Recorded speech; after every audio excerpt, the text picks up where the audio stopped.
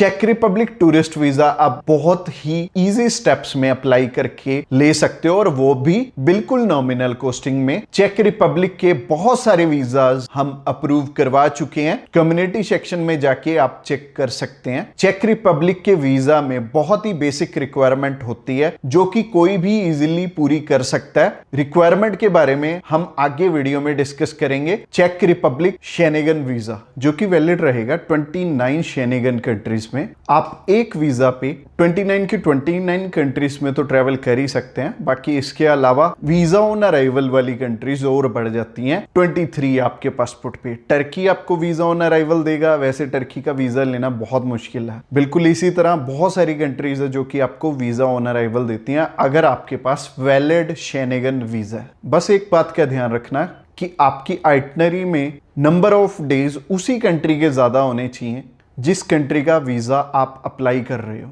अब बात करते हैं कुछ एक मिस्टेक्स की जो कि आपने अवॉइड करनी है। शेनेगन जितनी भी कंट्रीज है ना, मैक्सिमम कंट्रीज में confirm hotel booking, confirm air ticket की जरूरत नहीं होती। वीजा आना होगा तो डायरेक्टली आपका होल्ड वाली एयर टिकट पे भी आ जाएगा। तो बहुत सारे लोग अपने पैसे बर्बाद कर देते हैं। अभी हमारे पास एक कपल आए थे, उन्होंने लगभग 2 से 3 लाख रुपए की टिकट उनकी वेस्ट ही चली गई। तो जब भी वीजा अप्लाई करना है हम होल्ड वाली टिकट पे भी कर सकते हैं इस वीजा को अप्लाई करने से पहले। पर मैं सलाह ये देता हूं कि ट्रैवल हिस्ट्री की कोई जरूरत नहीं है जब भी आपने शेनेगन वीजा अप्लाई करके लेना है। और इवन जितने भी आज तक के हमारे वीजाज लगे हैं वो बिना ट्रैवल हिस्ट्री के ही लगे हैं। अगेन वो ही बात है कि शेनेगन 29 कंट्रीज हैं, कोई ना कोई कंट्री ना एक टाइम पे वीजा दे रही होती है। तो बेटर है जिस कंट्री से रिजल्ट अच्छे निकल रहे हैं उसी कंट्री का अप्लाई करके हम वीजा ले लें, रादर देन कि हम 2-3 कंट्रीज में घूमने पे 1-2 लाख रुपए वेस्ट करें, उसके बाद वीजा अप्लाई करें और सही ढंग से अगर मान लो हम रिक्वायरमेंट ही नहीं अपनी देख रहे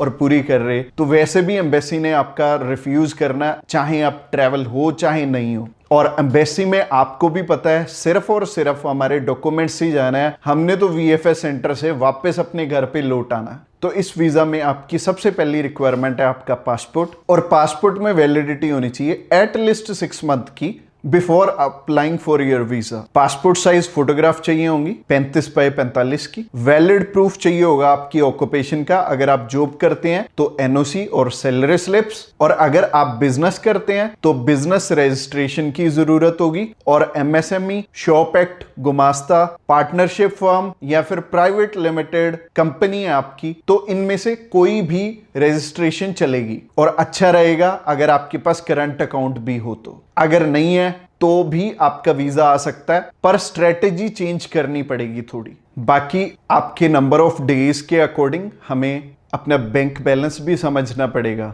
कि अगर मान लो आप ट्रैवल कर रहे हो 5 से 7 दिन के लिए तो 3 से 3.5 लाख रुपए आपके लिए सफिशिएंट रहेंगे। पर आपने अगर 1 या 2 महीने के लिए जाना है तो आपको 6 से 7 लाख रुपए, 8 लाख रुपए चाहिए होंगे। और अगर आप सिंगल एप्लीकेंट हो तभी इतना बैंक बैलेंस चाहिए। अगर आप अपनी फैमिली के साथ ट्रैवल कर रहे हो तो आपको कम से कम 8 से 10 लाख रुपए दिखाने पड़ेंगे जब भी आपने ट्रैवल करना। इसके अलावा आईटीआर्स की भी रिक्वायरमेंट होगी इस वीजा में। बाकी अगर आप मैरिड हो तो मैरिज सर्टिफिकेट लगेगा, और अगर आपके बच्चे भी हैं तो बच्चों का बर्थ सर्टिफिकेट भी साथ में अटैच करना होगा। और बैंक बैलेंस, ऑक्यूपेशन प्रूफ, आईटीआर्स, यही आपके मेजर डॉक्यूमेंट्स हैं और जिनके बेसिस पे एम्बेसी आपको जज करती है कि आपको वीजा देना चाहिए या नहीं देना चाहिए। और अगर ये 3 डॉक्यूमेंट्स आपस में अलाइन है तो अच्छा रहेगा, और अगर ये तीनों डॉक्यूमेंट्स आपस में अलाइंड नहीं है तो आपको गाइडेंस ले लेनी चाहिए। और हम रेडी हैं आपकी हेल्प करने के लिए।